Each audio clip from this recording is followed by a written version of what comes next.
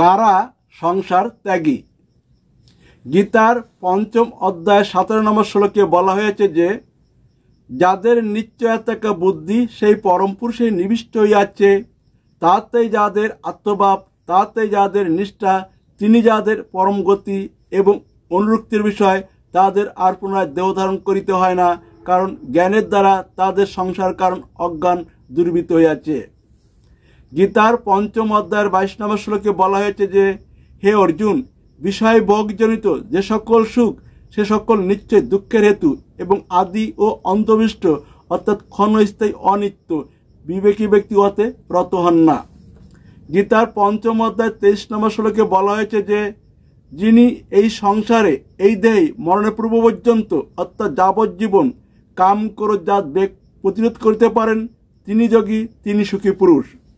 গীতার ৮ম অধ্যায় ২৭ নম্বর শ্লোকে বলা হয়েছে যে, হে অর্জুন, মোক্ষ বা সংসার প্রাপক এই মার্গদ্বয় অবগত হইয়া যোগী পুরুষ মোহগ্রস্ত হন না, অর্থাৎ তারা সংসার প্রাপক কাম্যকর্মে লিপ্ত হন না, তারা মোক্ষ প্রাপক মার্গ অবলম্বন করেন।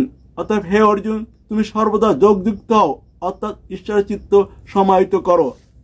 গীতার ৭ম অধ্যায়ের ২০ নম্বর শ্লোকে বলা হয়েছে যে, স্ত্রী পুত্র ধন মান আদি বিবিধ কামনা দ্বারা যাদের বিবেক অপহৃত হয়েছে, তারা নিজ নিজ কামনা কুলসিত স্বভাবের বশীভূত হইয়া ক্ষুদ্র দেবতাদের আরাধনায় ব্রত উপবাস আদি যে সকল নিয়ম আছে তা পালন করিয়া অন্য দেবতার ভজনা করিয়া থাকে, আমার ভজনা করে না।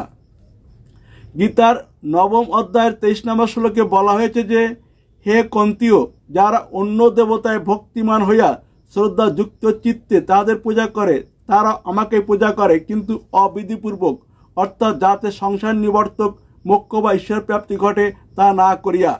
গীতার ৯ম অধ্যায়ের ২৪ নম্বর শ্লোকে বলা হয়েছে যে, আমি সর্বযজ্ঞের ভোক্তা ফলদাতা, কিন্তু তারা আমাকে যথার্থরূপে জানে না বলিয়া সংসার পতিত হয়।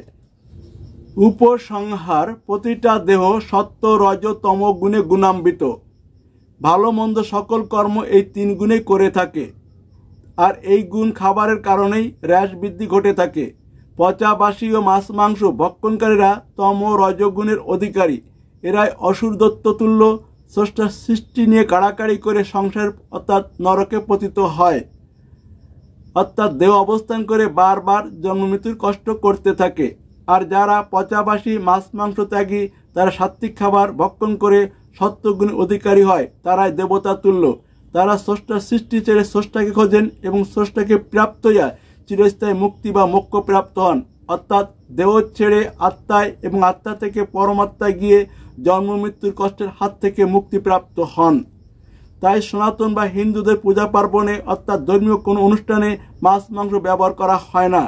মাছ মাংস খাবার দেহকে উত্তেজিত করে, আর নিরামিষ খাবার দেহকে সংযম রাখে। তাই সাধন ভজন হলো দেহকে সংযম করে দেহ ছেড়ে আত্মায় গমন করা এবং আত্মা থেকে পরমাত্মায় বা বাসুদেবে লীন হয়ে চিরস্থায়ী মুক্তি বা মোক্ষ প্রাপ্ত হওয়া। তাই বোকা সৃষ্টিকে চায় জন্ম মৃত্যুর কষ্ট করতে, আর জ্ঞানী স্রষ্টাকে চায় জন্ম মৃত্যুর হাত থেকে মুক্তি পেতে। তাই জ্ঞানীর জন্য গীতা, বোকার জন্য নহে।